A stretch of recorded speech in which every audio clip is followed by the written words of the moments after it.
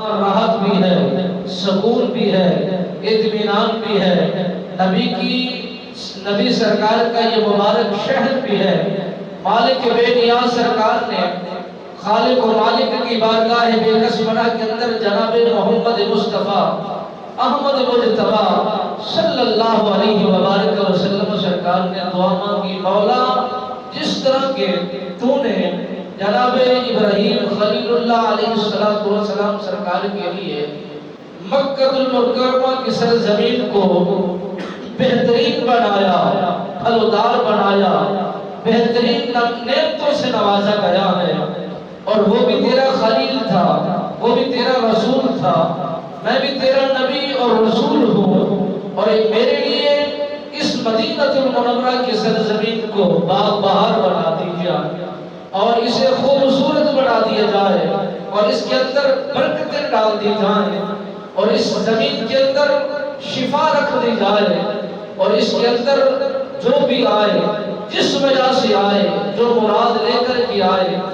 اے خالق و مالک میں تیرا محبوب ان کے لیے دعا گو ہوں کہ ان کے جسموں میں اور ان کی صحتوں میں برکت و وسعت عطا فرما دیجئے۔ میرے آقا و مولا صلی اللہ علیہ وآلہ وسلم سرکار کے غلاموں نے جب یہ محبت بھرے جملوں کو سنا، عرض کرنے لگے، آقا یا رسول اللہ صلی اللہ علیہ وسلم، ہم مدینہ المنورہ کی سرزمین پر جو آئے ہیں بہت تھوڑے ہیں، اور لوگ نفرت بھی کرتے ہیں، حسد بھی کرتے ہیں، بغض بھی رکھتے ہیں، اور لوگ ہم پر وار کرنے کے لیے تیاریاں بھی رکھتے ہیں۔ میرے آقا مولا صلی اللہ علیہ وسلم سرکار نے فرمایا کہ ہمارے خالق و مالک نے ہمیں راستہ دیا ہے، اسی شہر مقدس کی طرف ہمیں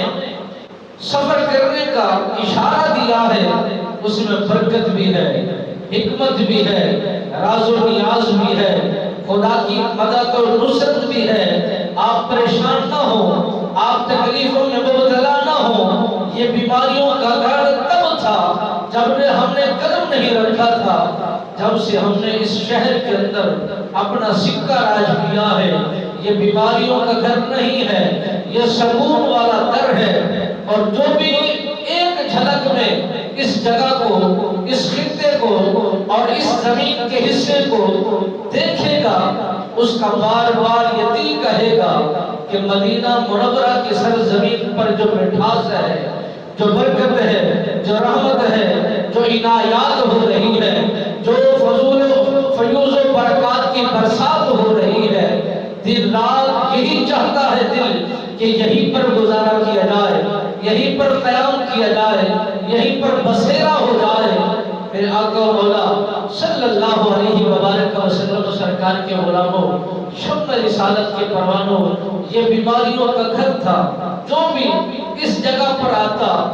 تندرست ہوتا، اور یہاں پر آ کر وہ علالت میں مبتلا ہو جاتا۔ بیماریوں کا گھر بہت زیادہ مشہور ہو گیا۔ میرے آقا مولا صلی اللہ علیہ وسلم سرکار کے غلاموں نے جب اپنی تیاریاں مکمل فرمائی، اپنا ارادہ مضبوط فرمایا، مضبوط ہو کر مکہ کی گلیوں کو، مکہ کے شہر کو، مکہ کے رہنے میں جو ان کے بہترین محلات تھے، سب کو چھوڑنے کے لیے تیار ہوئے، اور وہ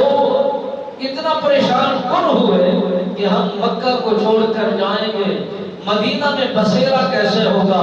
وہاں تو بیماریوں کا گھر ہے، وہاں پر حالت علالت میں مبتلا ہو جائیں گے، وہاں طبیب کہاں سے ڈھونڈیں گے، حکیم کہاں سے ملیں گے، وہاں علاج کرنے والے کہاں سے ہوں گے؟ میرے آقا مولا صلی اللہ علیہ وآلہ وسلم سرکار کو رب العالمین نے حکیم بنا کر بھیجا، طبیب بنا کر بھیجا، ہادی بنا کر بھیجا، رہبر بنا کر بھیجا،